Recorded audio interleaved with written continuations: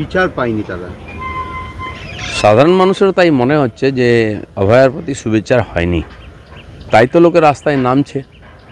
স্বাভাবিক, শাসক দল চাইবেন এই ধরনের অস্বস্তিকর প্রশ্ন থেকে দূরে থাকতে, তাই যেভাবে হোক কোর্ট এটা ওটা মিলিয়ে জিনিসটাকে চেপে দেওয়ার চেষ্টা চলছিল। কিন্তু সাধারণ মানুষের মন আরও উদ্বেলিত হয়েছে। ল কলেজের ঘটনা বা জোকা ম্যানেজমেন্ট কলেজের ঘটনা, তাদের মনে হলো যে এই একটা ঘটনাতে শেষ নয়, এরকম লাগাতার ঘটতে চলেছে, ঘটবে আরও, তো তার ভবিষ্যৎ কী?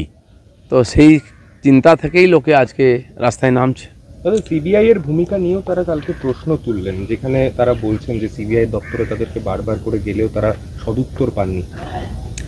না দেখুন, যখন এই ধরনের ঘটনা ঘটবে, জঘন্য ঘটনা, আর সুবিচার আসবে না, তার সঙ্গে যুক্ত সমস্ত পক্ষকে নিয়ে প্রশ্ন উঠবে।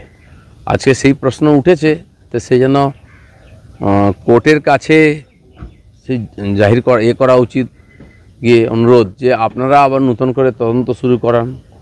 তথ্য আছে অনেক, সেগুলো ইগনোর করা হয়েছিল, কাকে দিয়ে হচ্ছে, যাদের দিয়ে হয়নি আর তাদের বাদ দিন, অন্য দিকে করান।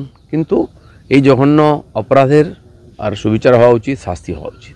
গণতান্ত্রিক পদ্ধতিতে আন্দোলনে নামলেই এই রাজ্য সরকার সাধারণ মানুষকে দিয়ে মামলা করে রাখে। আজকে যে 1 বছর পূর্তি উপলক্ষে নবান্নের যে অভিযান রয়েছে, সেক্ষেত্রেও তাই জানেন না দেখুন, কোনো বড় ঘটনা হলে যার দ্বারা সরকার চাপে পড়তে পারে, তার বিরুদ্ধে যদি আন্দোলন হয়, সরকার ইমেজ খারাপ হয়, সরকার তো ভয় দেখাবে, প্রলুব্ধ করবে।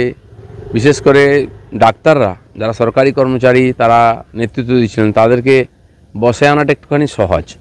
তাদেরকে চাপ দেওয়া, ট্রান্সফার করা, সাসপেন্ড করা, সেগুলো করেছেন ওনারা। তা সত্ত্বেও কিন্তু সেই আন্দোলন বন্ধ হয়ে যায়নি, নতুন করে শুরু হয়েছে। তো সরকারের ভয় পাওয়া স্বাভাবিক যে সরকার স্বেচ্ছাচারী হয়ে যায়। দাদা, নবান্ন